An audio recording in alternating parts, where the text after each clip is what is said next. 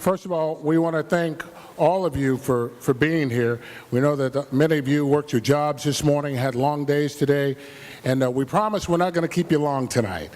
But we do just appreciate you and your support of Real Men, Real Heroes. We appreciate you being here. And we'd like to recognize all of you for your support of Real Men, Real Heroes, and we salute you and give you a round of applause.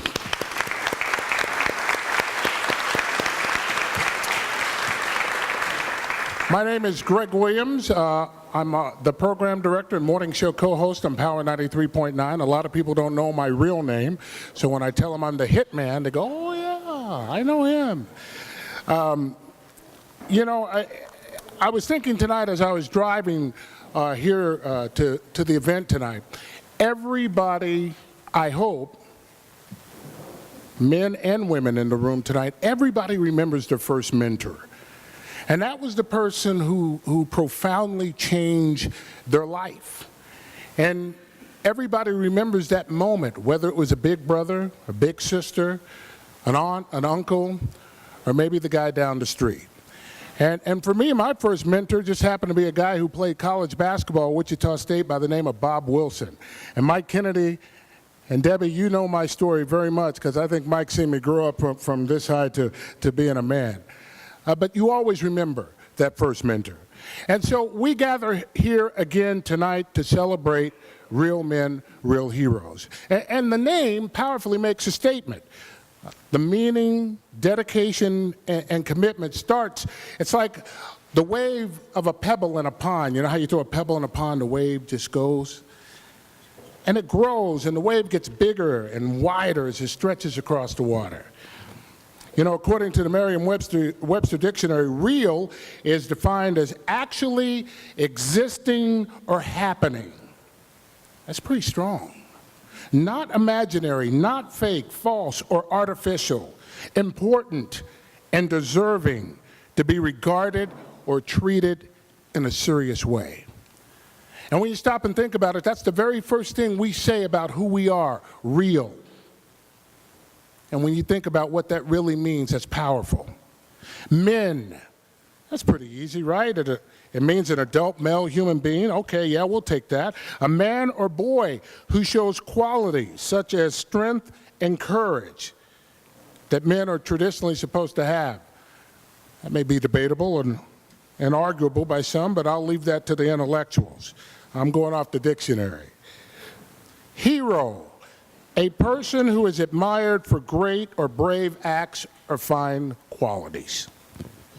A person admired for his or her achievements and noble qualities.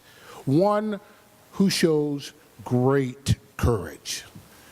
Real men, real heroes. Powerful. The central figure in an event, period, or movement, an object or extreme admiration and devotion.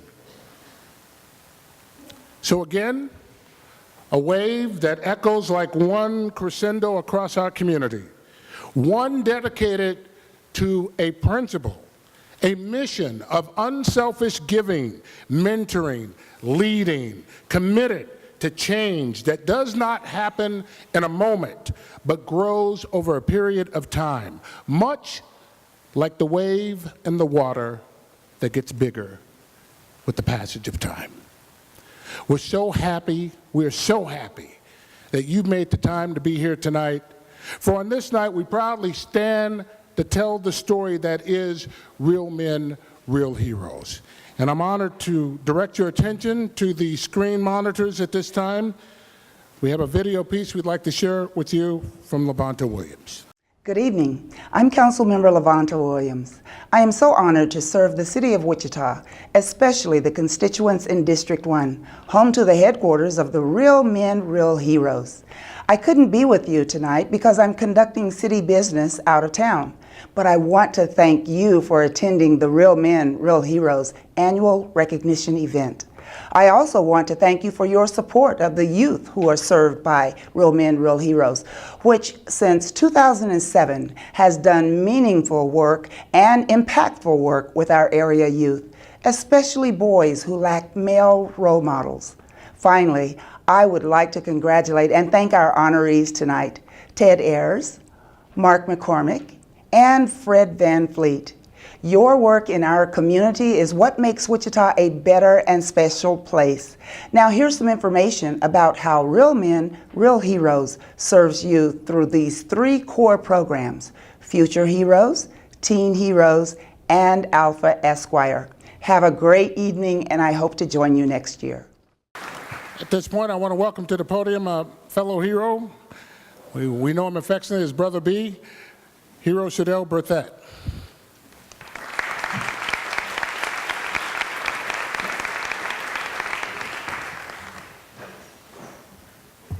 We greet you all tonight, and we're thankful that you could come out and celebrate with us for this gala of an occasion. I'm going to ask Eric Hayden, big brother, should I say real man, Eric Hayden, to join me as well. We'd like to seize this moment to recognize those who have crossed over and have become real men, real heroes. It's a one-year process, and then we have one that is in the midpoint of that process as well. So that being said, we'd like to ask the pastor of the Tabernacle Bible Church to please join us here on the podium, and followed by Taylor Conte, if he would come as well too. These men have gone through a year's process. Of course, Pastor Montgomery is an honorary member, and we thought that because of the impact that he has made throughout the city, throughout the state, and throughout the country, that he would be just a great fit for the organization. We had an opportunity to visit with him and talked about the whole process, and he truly endorses and is behind what we do as an organization. So we're grateful for his leadership and his partnership in this process. So again, can you put your hands together as we recognize Honorable Real Man, Real Hero, Pastor Lincoln Montgomery. You stay up here. I think I'm going to grab a picture of you real quick. And then if Taylor Conte, if you would join us.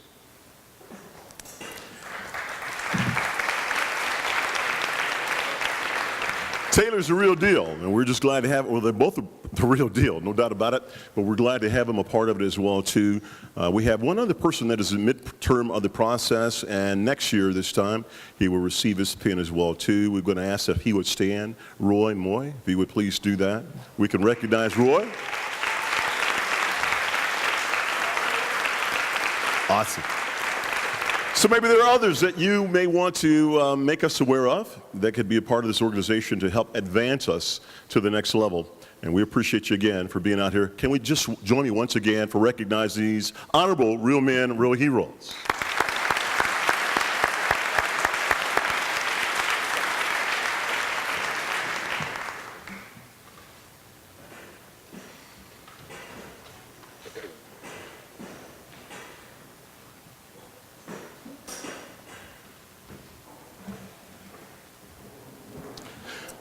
All right, we'll begin with some of our programs and tell you what they are, and so you can see yourself. Our first is our Future Hero program. Please look at the monitors. Thank you.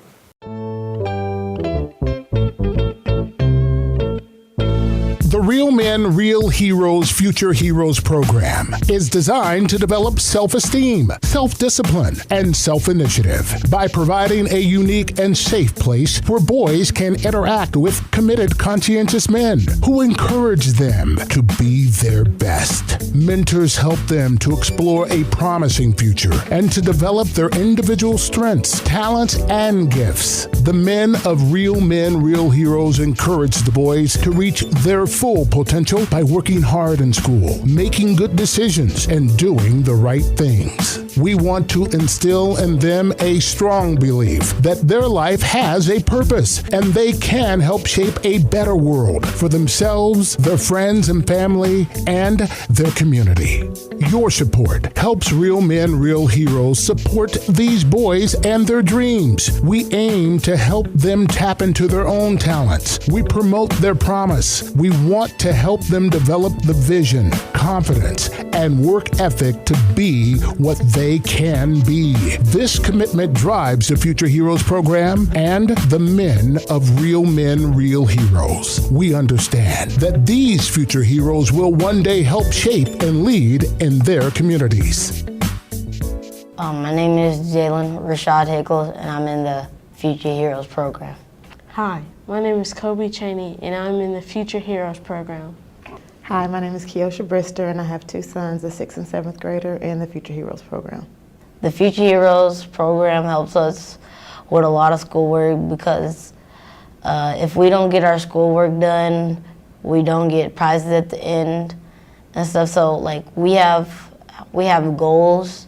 Like you have to get a 3.0 or higher to get us like a tablet or something at the end of at the ceremony, the Future Hero ceremony, and it's really cool because like sometimes we'll read a book and then we'll be reading that book in school and you already know what happens. Some of the things that we do in the Future Heroes program we go on trips, learn about life, and learn about what it takes to get to be in the community. Some of the changes I've noticed about my sons being in the Future Hero program, I've seen more maturity. I've seen them gain more maturity. Of course, their academics have improved, and just all around, I've seen them being nurtured into young men. The Future Heroes program helps me in the future a lot because like they want us to become better African American males in our society. Being in a Future Hero program, it can help you by having like a man in your life. So like if you lost your dad or your father, you could have like a man in your life to help you throughout like every day. Good evening. I'm Wayne Bell, also a board member for Real Men, Real Heroes, and it is my distinct honor to congratulate some of our youth here who have achieved at least a 3.0 grade point average or better. And I would refer you to an insert within your program, and you'll see the names there as well. So the first young man on the list happens to be the son of yours truly, Xavier Bell. Xavier received a 3.0 or better. Unfortunately, he's not here tonight. We're both recovering from a long trip of AAU basketball out to Hampton, Virginia, and a wonderful experience. But Xavier's not here tonight, so I'm gonna get him. Also, Xavier Colson, would you come up?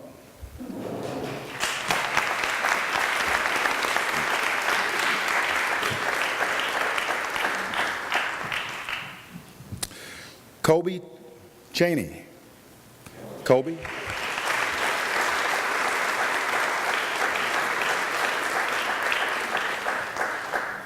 Avion Hodge.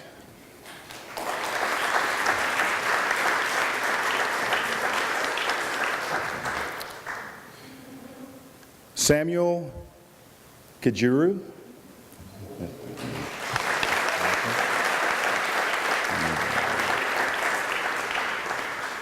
Alvin Ross.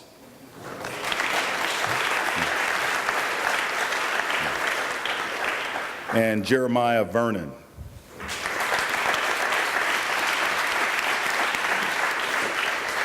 Again, these are our future heroes who have achieved a 3.0 grade point average or higher.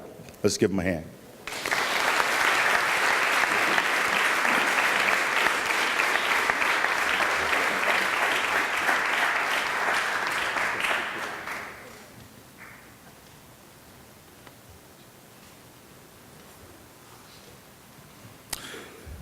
All right, and at this time, we're also going to recognize our Alpha Esquire young men who have also achieved a 3.0 grade point average or higher. Danson Carucci?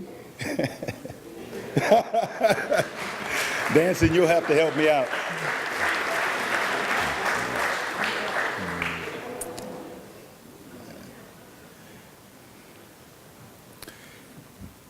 While Danson's making his way up, also Douglas Lockett.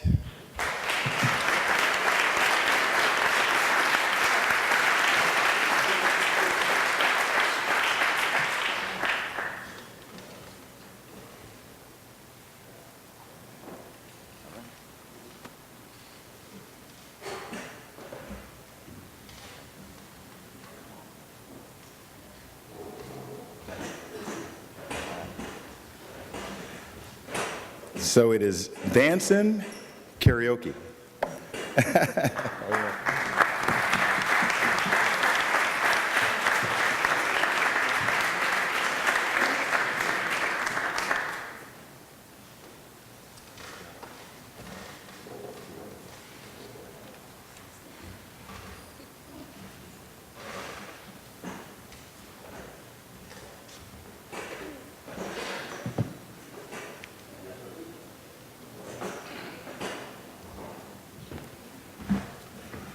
I'm glad Wayne explained that they were out at Hampton at a basketball tournament. From all the pictures I saw on Facebook, you guys were having a great time. That's awesome. Wayne Bell. All right, next is our Alpha Esquires program, and we'd like to explain to you what that program is, and we invite you to look at the monitors, please.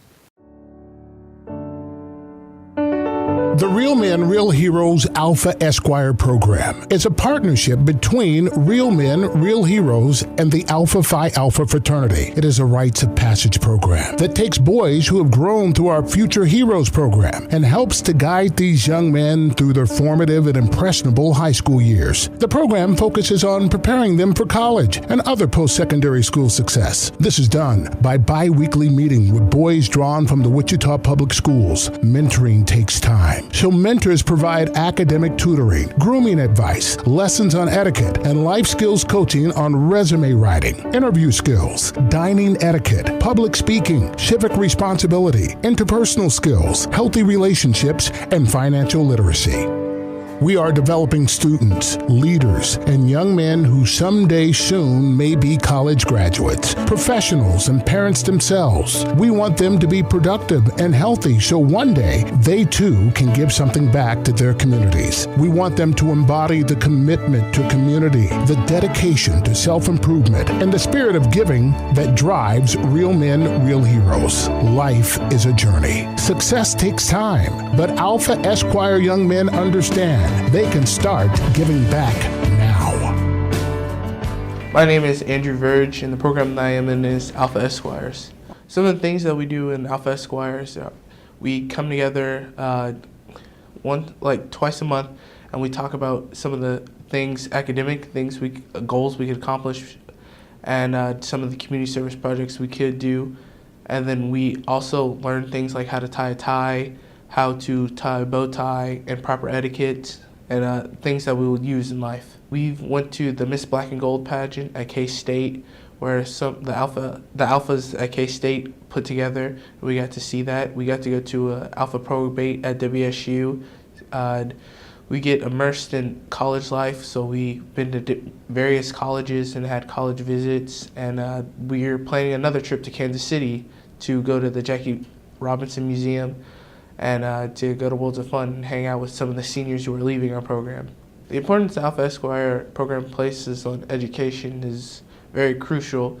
Mr. Lockard, he was my student teacher coming in my freshman year in math, so he was there to help us, and Mr. Lockard, Ricky, and Steven, they all said they're all good at some subjects. There's no excuse for us not to be asking them for help, and they're always there to help us out. They try to understand what we're going through, and then they try to give us advice to help us out. Being in the Alpha Esquire program will impact my future by showing me that I could be a leader, but I need to have these academic goals to help me out, and I need to have other skills, business skills, skills that a man needs to be a successful man in the world. And it shows me how brotherhood can help me out. When I need something, I always have somebody to fall back on to help me out, and that I'm never alone.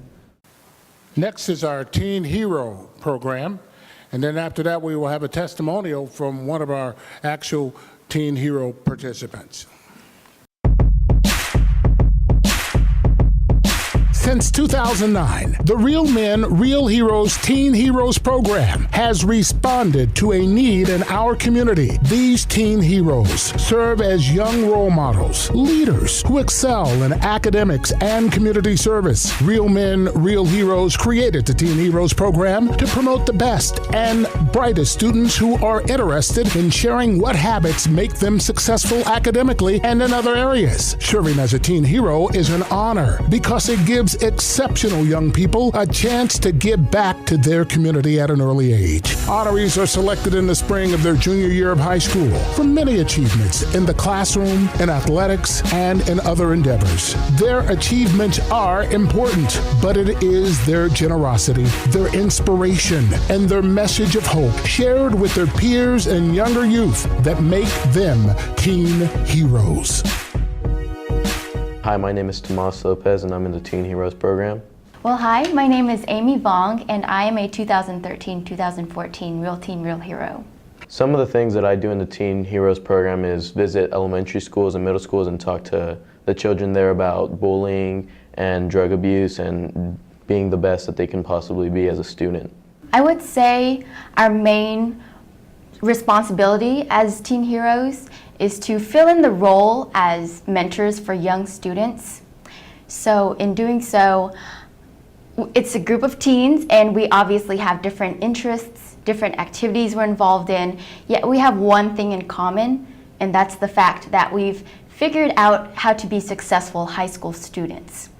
And Real Teen Real Heroes acts as a medium for us to communicate our tips and other pieces of advice to these young adults. What I enjoyed best about being in the Teen Heroes program was just being with all these other students that were my age, and they all wanted to help out, you know, show little kids what it was to be a good student and how to go in the right direction.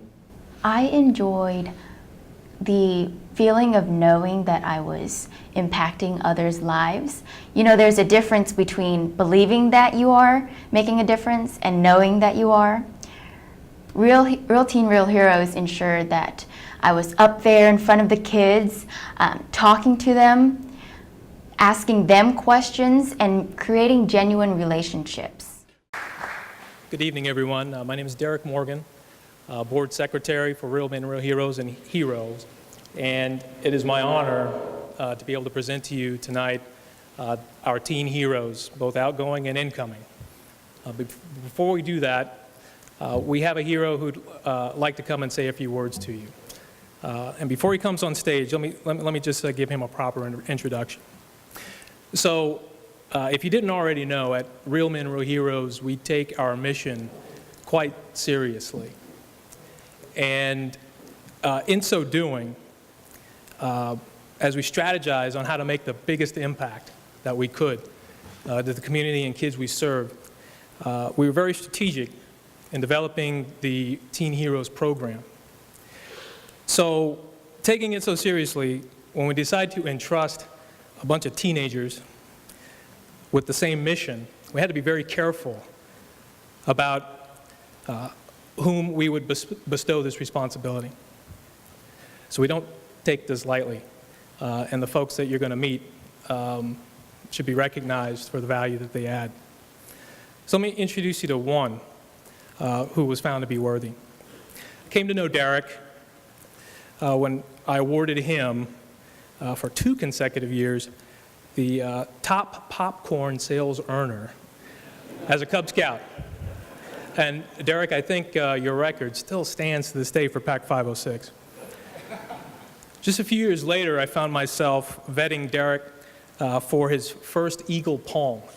And if you're not familiar with scouting, Eagle, of course, is the top honor, but much like in martial arts, it's a lifelong learning experience. So sure, you can achieve black belt, but there's those degrees of a black belt. Well, a palm is much like a black belt degree. So it turns out Derek doesn't just persevere in scouting, he does everything that way. Let me talk to you about a few of the awards that he's received. It's his actions that speak the loudest. This is a short list. It would not all fit on one piece of paper. 3-time member of the All-State Bowling Team, Class A. That's the top 5 males in the state. 2-time member, Dexter High School All-American Team, 5 top males in the country. Sign of the bowling team at Wichita State University. Kansas Honors Scholar, Southeast valedictorian, Wichita State Bowling Scholarship, Eagle Scout Scholarship, and last but certainly not least, Wichita State Gore Scholar recipient. That's rare air, everyone.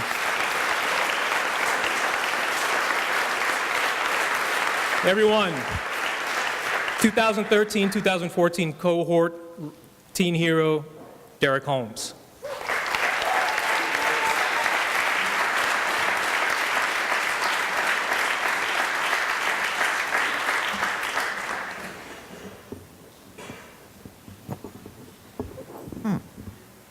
There we go. Hi guys, I got asked to speak in front of you guys about my experience in the Teen Hero program throughout this last year that 10 of us got to go through. You know, one of the things I want to say first is the things that I enjoyed the most. One of the things that I enjoyed the most about Teen Heroes was, you know, Tomas talked about it in the video, how you can take 10 people from all around the city, from different backgrounds, different interests, different sports, activities, different leadership, and they can all come together for one common goal, and that was the kids that we got to mentor.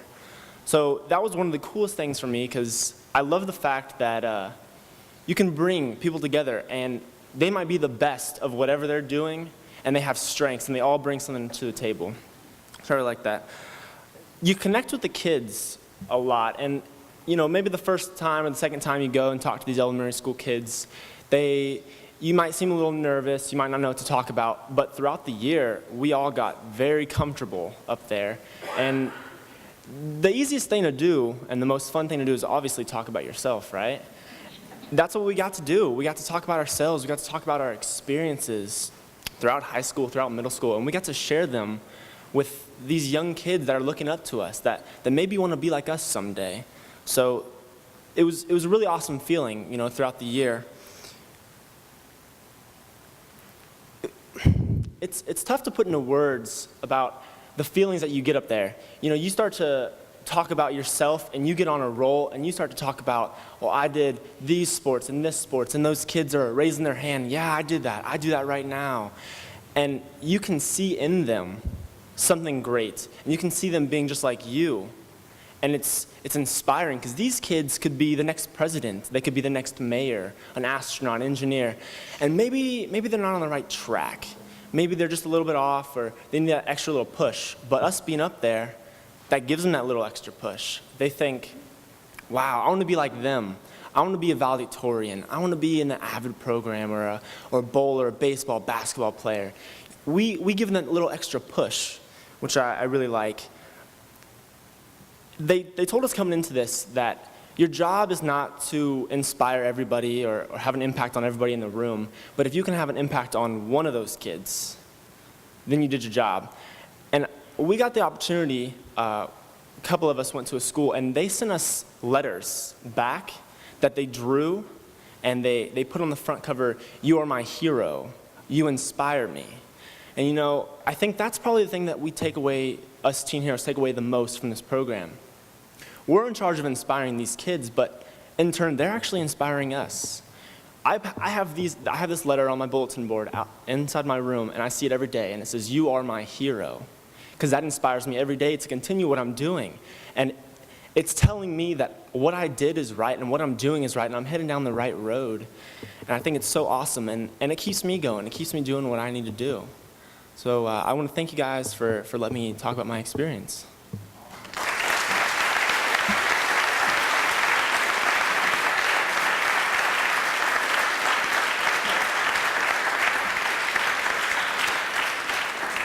Derek is much more interesting than this Derek. He should be up here doing the rest of the show. Okay, let me introduce to you our outgoing 2013-2014 cohort of Teen Heroes. This has been an exceptional year. When I call your name, please come to the stage. Ben Kress. Amber Davis. Aisha Duggins. Bray Ellis. Tia Fox. Derek Holmes. Tomas Lopez. Dee Tucker. Amy Vaughn,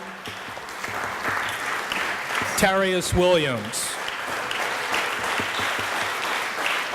Everyone, these are your outgoing teen heroes. It's been a rewarding year. I think Derek spoke very well, spoke on behalf of everyone. These are the best of the best, yet they found a way to be enriched through our programming, through the experiences that they had. Each will receive a $500 scholarship, well earned.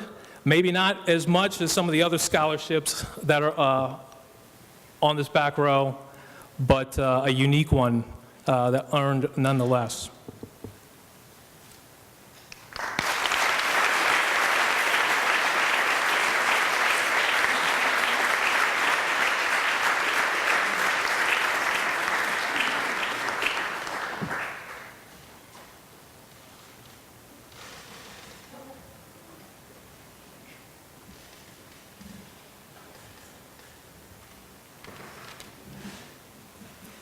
Every one of your outgoing teen heroes.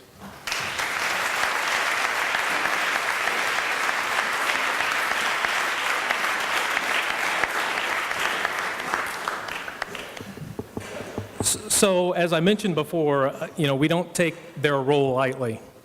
We do not entrust this responsibility on just anyone, and we are very selective about who we choose. See, kids, just like all of us, but maybe more so, are very visual. And Buddy Shannon identified very early, as part of this organic program, part of this organic programming, that we needed to strengthen the line of sight between the youth that really, really needed our impact, all right, and the men who were going to be doing the mentoring. No better way to fill that gap than identifying people who they can relate to, kids in the community who are doing exceptional things, kids in the community who look a lot like the kids that we serve, and we serve a lot of different kids. So let's welcome our new cohort of teen heroes who will again have a very enriching experience. New seniors, and getting ready to embark on something really cool and really fun. As I call your name, please come to the stage. Cooper Allison from Southeast. Emilio Escamilla from North. Austin Irving from Northeast. Natasha Lawrence from Heights.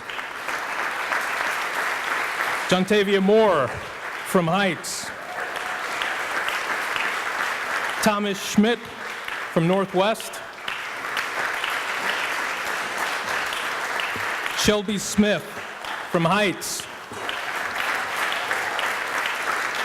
Christopher Vuong from Southeast.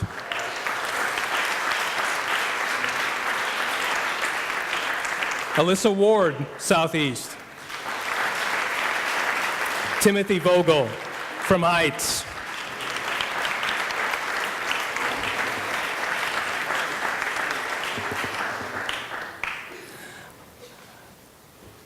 Welcome 2014, 2015 cohort of Teen Heroes.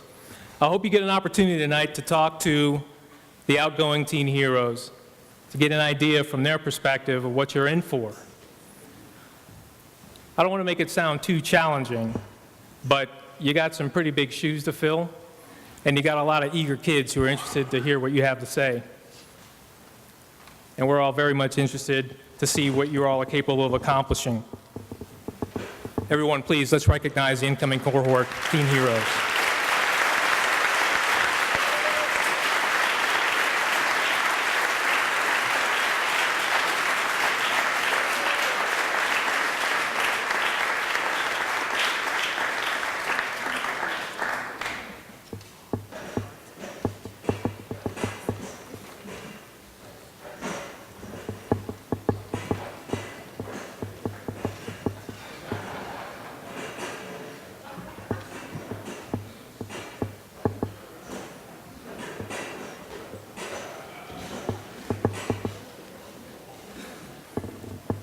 How about giving one more round of applause and show them some love for those young people, all right?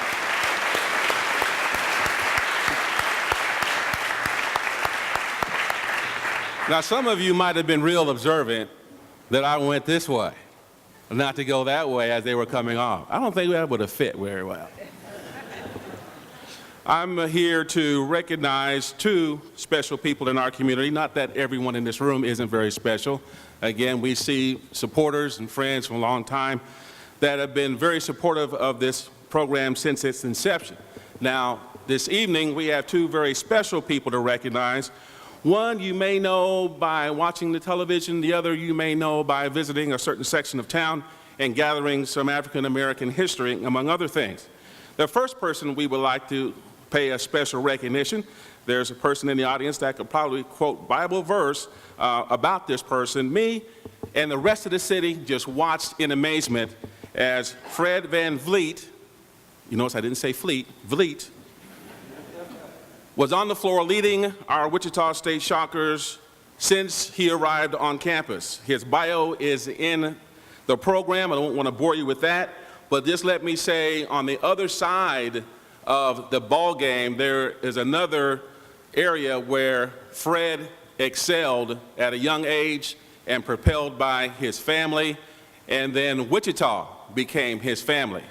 And Fred, let me tell you, the number of businesses, employees, you saw the welcome, congratulations, Shocker signs for the last 2 to 3 years, and you couldn't go anywhere without seeing black and gold on somebody's sign, even if it wasn't color coordinated.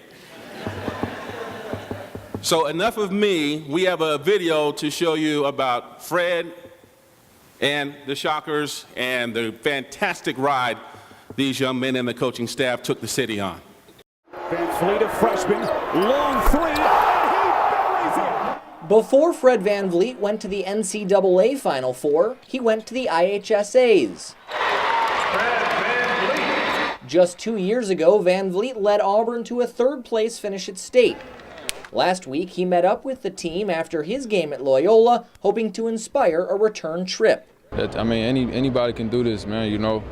There haven't really been that many guys doing what I'm doing, you know, and a lot of kids don't really have that hope or opportunity, so I'm just trying to open up some doors and show them that you can do it. Anything was possible for Van Vliet against Loyola. He didn't miss a shot all game, tying a career high with 22 points.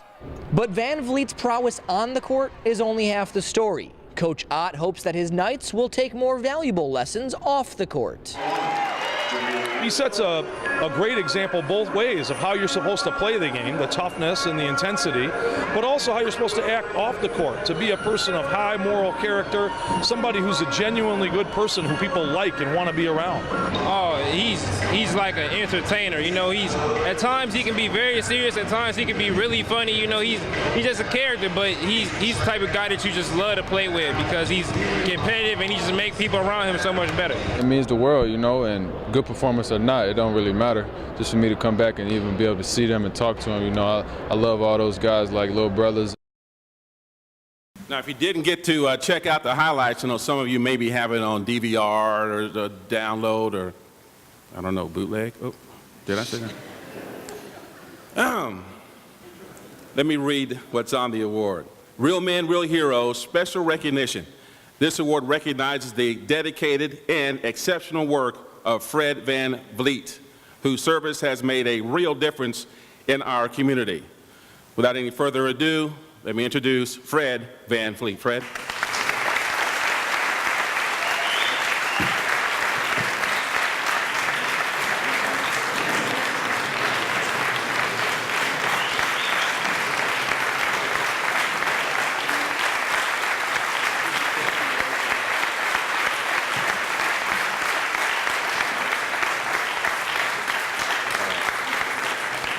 Thank you.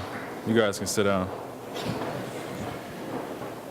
Wow, this is pretty special. Obviously, I'm a young kid still, talking about real men and real heroes.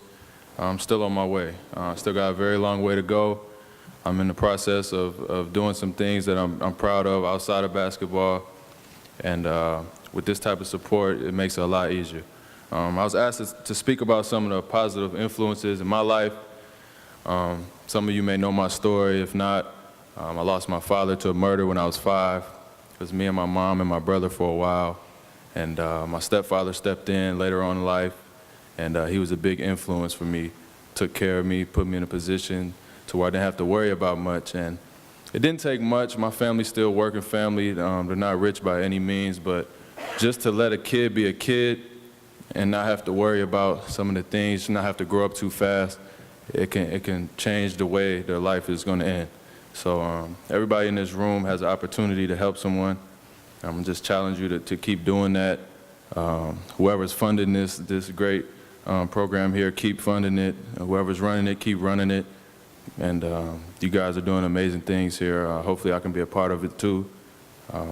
This is really special. It's probably the best award I've got in these 3 years since I've been here. So I'm thankful. It's a blessing to be here. I just want to thank everybody for coming out. I don't really have much else to say. I just want to thank you again, and keep going, keep changing people's lives. And everybody's not going to be able to be saved, but if you try to reach out to people, as long as you change one life along the way, you'll be better off, and you'll know it too. So just keep going, and thank you.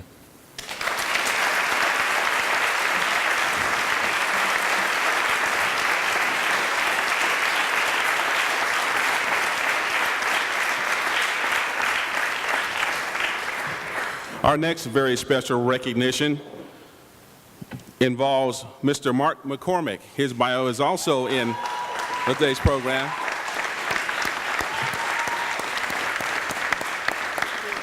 And known Mark for several years, and a very, very well-spoken, well-versed, well-studied young person, even though I see a patch of gray in his hair now. He did not have that not too long ago. But Mark has been very instrumental in the community, also as a journalist. Some of you may not know unless you read the program that he was also at the Wichita Eagle for a number of years, KU for a number of years, and other schools of journalism, and has had a very profound impact in journalism here in the city of Wichita. And let me just say one thing about Real Men, Real Heroes. You know, man, I just can't let this go like this. Now, these are a bunch of brothers that are real brothers. We may not see each other for months, weeks, maybe a few years in some cases, but when we all come together, they are there for the cause of mentoring. Mark McCormick also fits that bill. Mark will be there when you call him, day or night, no matter what the situation. And that goes for each and every one of the members, as well as the board, for this program. I just had to get that off my chest. Go ahead and give them a round of applause as well.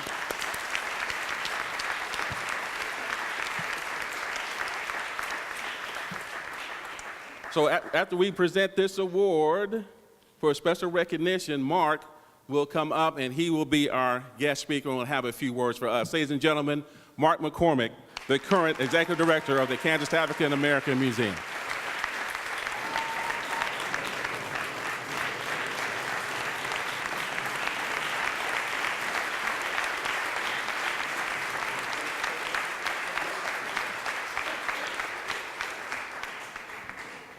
I should say first that I am a recovering journalist. I want to thank Real Men, Real Heroes for this award. It's very special to me, as Mr. Van Fleet said. There's some very special people out here too. I'd like to thank my family. Please stand up.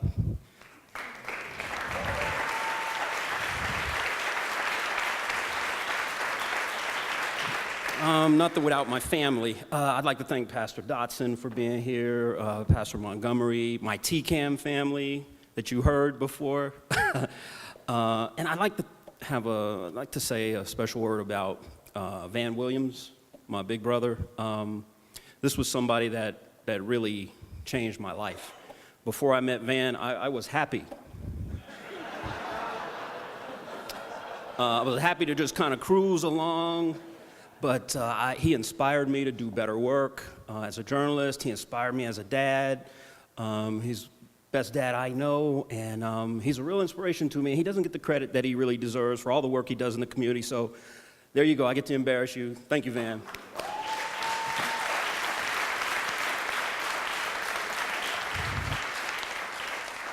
And per his instruction, I'll be done in about 10 minutes. But of course, Gordon Parks has and had many admirers. He was godfather to one of Malcolm X's daughters. He was a friend of Bill and Camille Cosby. He was friends with Arthur Ashe. And each one of those folks are internationally famous. But if you're serious about studying the life of Gordon Parks, if you admire him and you want to learn more, if you want access to his letters and to his manuscripts, if you want to know what kind of music he listened to, you now have to come here to Wichita, electronically or in person, because of the work of our honoree tonight, Mr. Ted Ayers.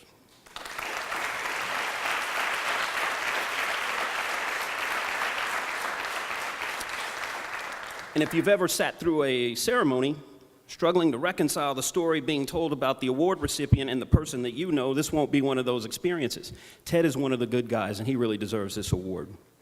But before I talk more about Ted and the incredible work that he did acquiring Mr. Parks' work, I want to say a little bit about Mr. Parks himself and what him and what the Learning Tree meant to me as a child. Mr. Parks was literally born dead, not breathing. But he went on to live one of the fullest lives of anyone I can think of. And in the Learning Tree, what struck me first and what has stayed with me was his struggle with and his fear of death. He said, "I'm afraid of death," to his mom. And when she did die, when he was 14, he slept next to the casket in the house. The Learning Tree was the first piece of literature that I'd ever read that spoke to me with such resonance and authenticity. I had not yet experienced the death of someone close to me, but I often feared its arrival. I was conscious of and fearful of death from the time I was 6 or 7 years old. I came home from school once and found this somber collection of my mother's extended family in the living room, and I immediately thought the worst, that something had happened to my mother, and I was absolutely terrified. And something had happened, but they told me she'd be okay. She'd fainted and spilled boiling coffee on her arm and was in a burn unit at St. Francis. But decades later, when I eventually lost both parents, 22 days apart in 2011, I remember thinking often about Mr. Parks, about how after he lost his mom, he left Kansas and he experienced difficult times and sometimes even wondered if the part of him that he had lost could ever be fully retrieved. And at one point, I did feel as though I had been irretrievably lost. But as it turned out, I was just in the Ozarks. But I learned to love Mr. Parks and work beyond that kind of morbid fear that I'm talking about. You know, after I explored more, I was really moved by how he lived and how magnificent that he lived, with grace and with style. And you know, I'm so #Northeast that I remember getting my hair cut on Saturday afternoons at Professional Barbershop at Madison Square by either Bobby Kennard or Hercules Finley. And they'd hung a picture of Mr. Parks, those of you who remember, they hung a picture of Mr. Parks between the mirrors, and they would hope that one of us kids would ask who he was. And when they weren't talking about how Sugar Ray Robinson was the greatest fighter who ever lived, or how one of them had met Martin Luther King in Memphis, Tennessee, you know what? That was in Coming to America, I'm sorry. But they would talk about his photography, and they would talk about his writing, and the language there on most Saturdays was the language of debate, loud debate. But any discussion of Mr. Parks was the language of not just agreement, but of reverence. So imagine the thrill that I had being a cub reporter at the Louisville Courier-Journal when the local Association of Black Communicators hosted a Gordon Parks Film Festival, and the grand old man showed up. I'm a kid right out of KU. Rock chalk, Mr. Ellis, rock chalk. And a lot of my coworkers were in their 40s and their 50s, and I looked up to them. They were cool and they were established, and I wanted to be like them when I got older. But when they saw Mr. Parks, they just turned into little kids. They surrounded him. They were hopping on their tiptoes, holding things out for him to sign. And they were grinning and squealing like they'd just seen the Beatles. And he looked over to the side and he saw me scribbling notes because I had begged the city editor to let me cover the film festival. And I heard him ask who I was. And my mentor told him that I was from Kansas. And I heard him say, "Really?" And the next thing I knew, he was walking toward me. And we chatted briefly and exchanged names and places. We turned out we knew some people in common. And I posed for a picture and felt like I had just experienced something that I would never forget. So fast forward then to Wichita around 2005, as the Kansas African American Museum had stated publicly that it was vying for Mr. Parks' collection. And here's where Ted comes in and saves the day. This attempt was to many people a way to make up for some missteps regarding Mr. Parks and his work. But when Mr. Parks passed away without much progress on that acquisition, I felt our chances here to obtain that work died with him, and I was beyond angry. And as I did from time to time as Metro columnist for the Eagle, I said so in a column. What was interesting is that, once I eventually got the TCAM job, I was afraid that the former director would go to work at the Eagle and start criticizing me. But that column didn't go over well with this guy named Pete Armstrong, and I'm sure some of you know Pete. But Pete was a North High grad who graduated from that great school. Isn't that right, Sherman? And he graduated with a fabulous, even iconic photographer, W. Eugene Smith. And Pete was the head of McCormick Armstrong Company, not far from here, and the McCormick part of this name, in terms of me, is just coincidental. He had tried for years to get Mr. Smith's work here, but he couldn't. And so with Mr. Parks' work in play, he was determined not to allow another famous Kansan's photographic work to slip through the city's fingers. He wanted very badly to get that work here, but this columnist was blowing it for us. So now if you knew Pete, you knew that he really wasn't shy, and he didn't have difficulty expressing himself, and he was expressing himself pretty good to me at a Rotary luncheon. And I distinctly remember him telling me that I was ruining the city's chances of getting the collection, but what he didn't know was that I had already formed a new campaign for my weekly columns, the campaign for Wichita State to pick up the Gordon Parks torch and try to secure the collection. And I'd figured that only Wichita State had the proximity to Mr. Parks. They'd earlier given him their highest award. They had the facilities at the Obla Library and the pockets to really vie for the collection. So when Pete finally gave me an opening, I laid this idea on him, and he sat back kind of blinking and said, that's a really good idea. Do you think we have a chance? And I said, of course. We have home court advantage. Kansas is home. So he got up from the table, and he called Don Beggs, who was Wichita State's president at the time, and told Mr. Beggs about our conversation. And then Beggs called Ted, the Terminator Ayers. And the rest, as they say, was history. Wichita State, with Ted's leadership, mowed down the New York City Public Library and the Smithsonian Institution for Mr. Parks' collected works.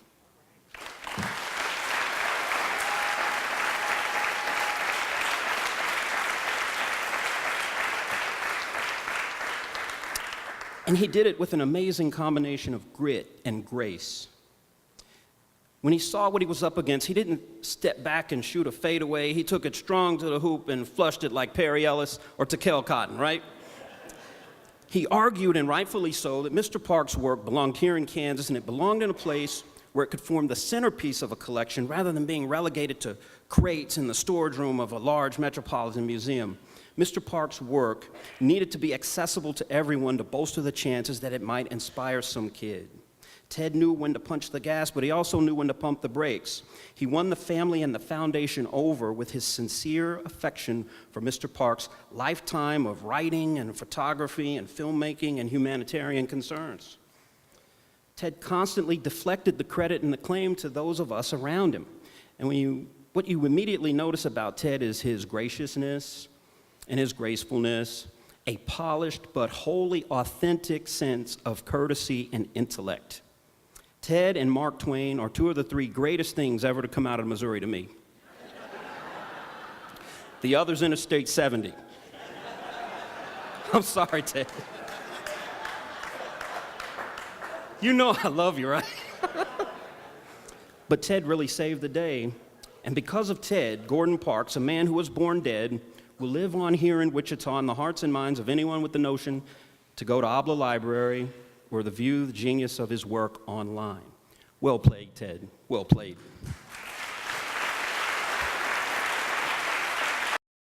From Kansas to the world and back home again. The collected papers of Gordon Parks have come to Wichita State University, where they will offer a glimpse of the man and his creative process. WSU is very fortunate to have this collection. I think when you look at what he has presented to the university here, you'll see how a man works. In these materials, there are going to be one after another example of what Gordon was thinking and what he was working on. Well, we had a ceremony when the boxes arrived, and I was one of the people chosen to open the first set of boxes. Myself, Mr. Armstrong, his wife Mickey, and there were a few others of us there who opened boxes. And we saw manuscripts, things that he had written, with editing marks in the margins that gave you a sense for what his thought processes were. Things that he had written that were not for public publication, but were correspondence with other people. And there were boxes and boxes and boxes of them. Ted, with the help of a lot of other people here on campus, beat out the New York City Library and the Library of Congress to get these pieces. As we entered into it, felt that the strong connection between Mr. Parks and Kansas, and Mr. Parks and Wichita State, and our expertise that we really maintain and have in our Special Collections Department, I felt that there were a number of really solid reasons why we should be in strong consideration. If you want to have some appreciation as to who planted the initial seed for this harvest, it was Pete Armstrong and Mark McCormick. Pete Armstrong, from Mark McCormick, got the initial impression idea that Wichita State University might have an opportunity, might be considered by the family, by the foundation as a repository. And I explained to him that Wichita still had a shot at this work.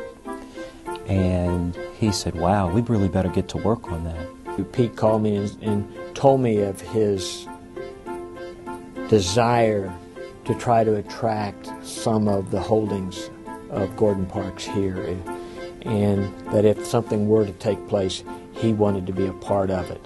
I think by the end of that business day, if not the next day, President Beggs had put Ted Ayers, VP and General Counsel, on the case, and Ted went after this with gusto, like a Terminator.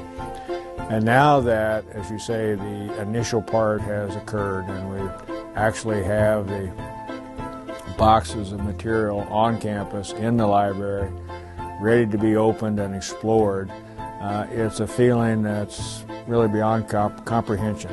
These materials, these collected papers, this window into the creative soul of Gordon Parks is really going to be opened wide. For us, it's a way to connect to our history, our past, our present, and our future, because what we are is the sum total of all the creative, vibrant people in this state. I'm confident that we will be able to do justice to this collection, to honor it, to show why Gordon Parks loved Kansas, despite the harsh treatment that he had here growing up because of racism. He also loved this place because I think the family love that he had and discipline nurtured him, and he always saw Kansas as his home. That's why he chose to come home here, to be buried here. So it is fitting that his papers come home with him. I fully believe there's going to be some real treasure here.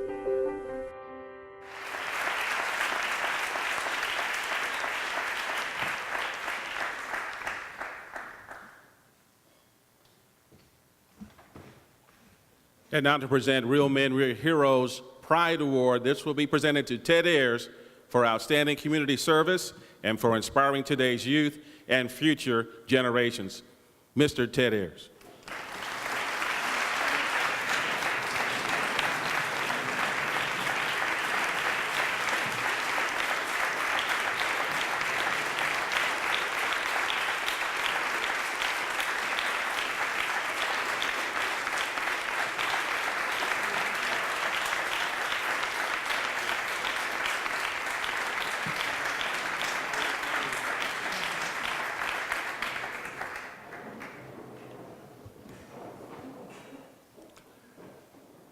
Phew. First of all, I want to say I think appreciation and acknowledgement deserves to go to the real award winners, the real heroes, and that is Buddy Shannon and all those associated with real men, real heroes.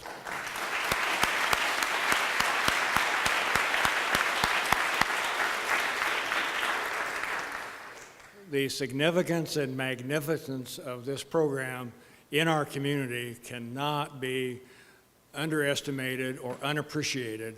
They are the real winners tonight, and that's what makes this recognition so significant and so meaningful to me. So again, thank you, Buddy, and thank you to Real Men, Real Heroes. I also want to acknowledge the other award recipients. Fred, you have to know that when you were a freshman just starting and I saw you on the court, I nicknamed you the Admiral, going with Van Fleet. And at least in my mind. And I have to tell you that you have demonstrated such maturity on and off the court since you've been with us that you've made us all proud. And I know Dr. Sexton is here, and if Coach Marshall would hear me say this, he'd probably strangle me. I don't care how many games you win in the next 2 years.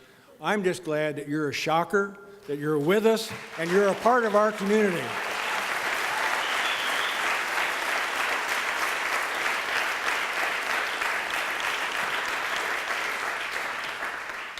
I had the pleasure of meeting your stepfather at one of the games, one of the playoff games, and he probably thought, who is this guy that's bugging me? But he was very kind, and I can understand why he meant so much to you.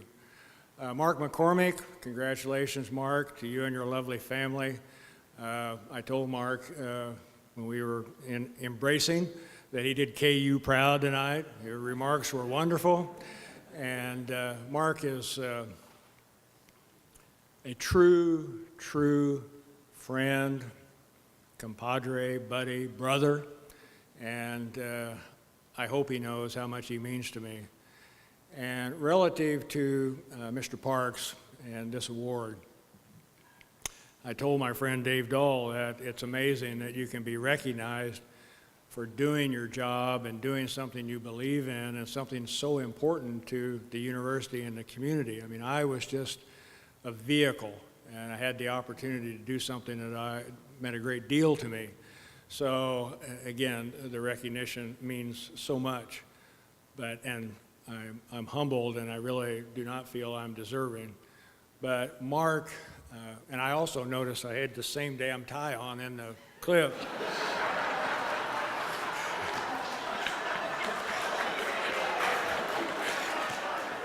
But it is Wichita State, so I guess there's a reason.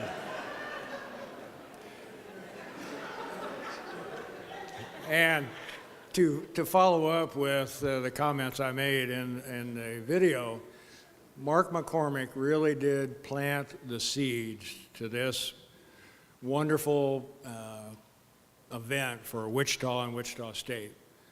And, you know, these things don't happen without a lot of people's efforts, and I'm not going to be able to recognize and thank everyone, but Mark certainly got the ball rolling with the help and the nourishment of Pete Armstrong and Velma Wallace particularly. Again, there were a number of folks who provided treasure to us in this effort, along with a lot of hard work.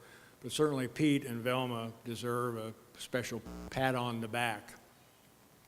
I would be remiss not to recognize my friend Terry Johnson. Terry was with me along the way.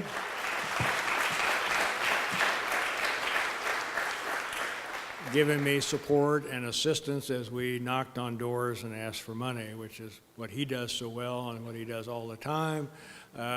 His leadership and his support meant a lot to me, so Terry, thank you.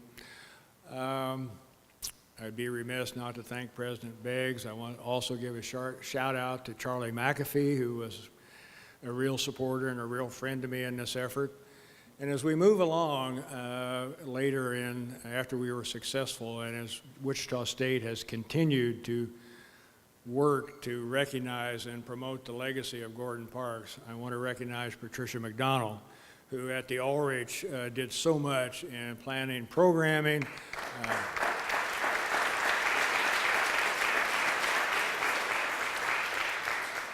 And helping to acquire and enrich our collection of photographs of Mr. Parks. I think that's the thank yous that I wanted to do. I want to close with asking how many of you here know of the Navy vessel, the USS Mason?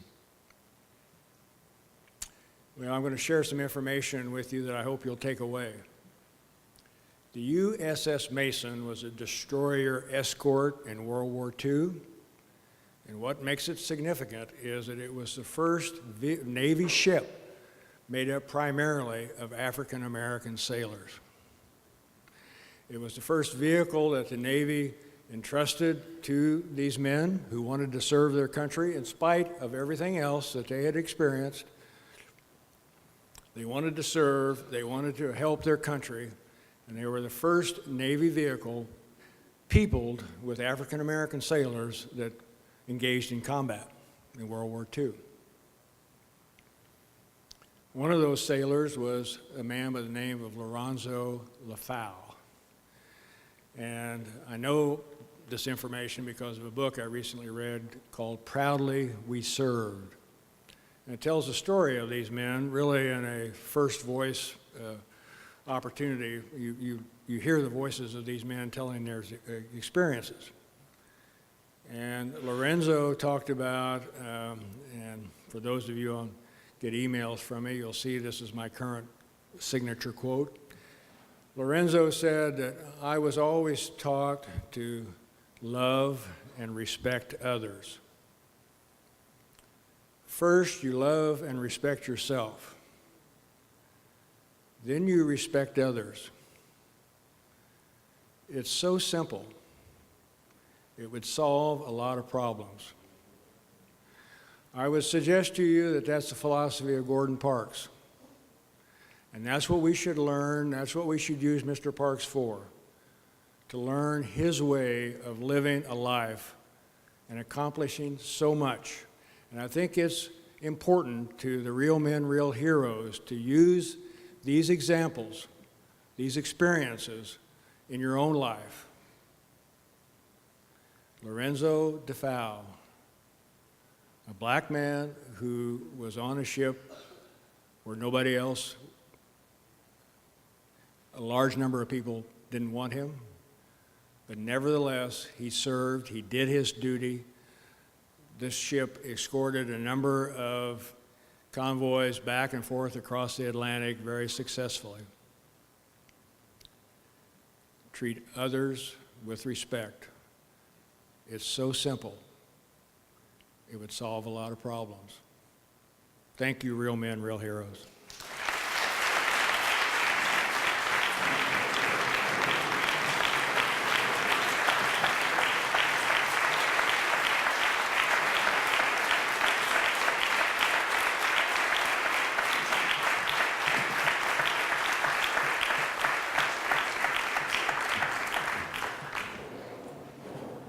Good evening, everyone.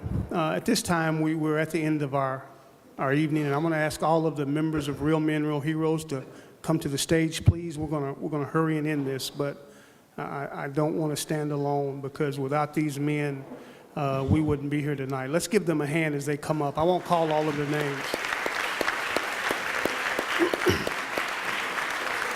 As they make their way.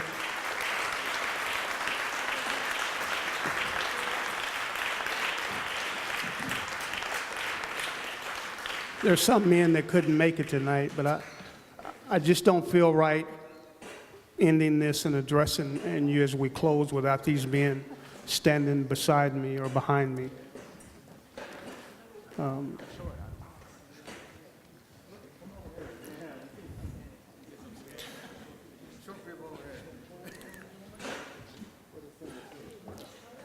All right, Frederick Douglass, I don't know if any of you have ever heard of Frederick Douglass. He was an abolitionist, fought against slavery. He himself was a slave. And Frederick Douglass said it's easier to build strong children than it is to repair broken men. we've partnered and we've joined arm in arm saying that we won't let the baton drop on our watch as it relates to all children who are Americans in our community. It doesn't matter if they're white, if they're black, if they're Asian, if they're Hispanic. We all have a common goal. We share this ground that so many fought and died to preserve. And I'm going to ask, there are so many people here who I could ask to stand, but I'm only going to ask one man to stand, and he doesn't know it. Dr. Jackson, I see you writing. Would you stand, sir?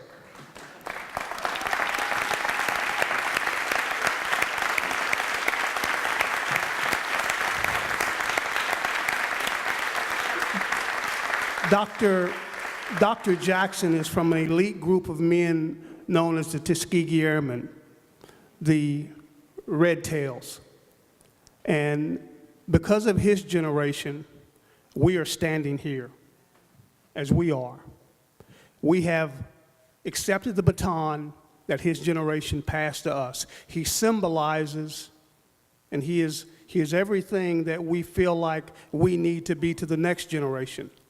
So that is why Real Men, Real Heroes is here today, because of men like Dr. Jackson. So I just want to thank you for your service at a time when this country didn't even acknowledge you as a citizen. You were willing to fight and die and possibly bleed for her if necessary. Thank you. Thank you.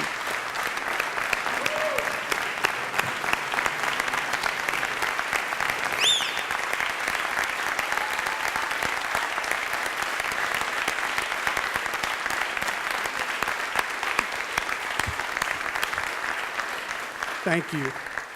I want to thank our recipients, Fred, Ted, Mark. Thank you so much for helping us help kids. We appreciate your contribution to our partners and funders and friends. Thank you for coming out this evening and sharing this evening with us. Also to a young man I'm very proud of who is a member. He's not a member, but he's a friend of this organization, a former teen hero who I consider to be a personal friend, a son of Wichita, Perry Ellis. I want to just thank Perry for what he continues to do for Real Men, Real Heroes. And I know I'm forgetting a mentor that is here that has been a mentor to me. He doesn't even know it, but Alex Amar, Dr. Alex Amar, I want to thank you because you've been an example to me of what it means to be a man of character and integrity. Looks like he had to leave. He probably had a patient. Okay, but I want to thank Alex. Alex has helped me become the man that I am. As we close, I want to ask one other person who is kind of like behind all of us, making sure we get it right. And she doesn't know that I'm getting ready to do this, and she's probably going to kill me, but Christina Dotson, would you please come to the front?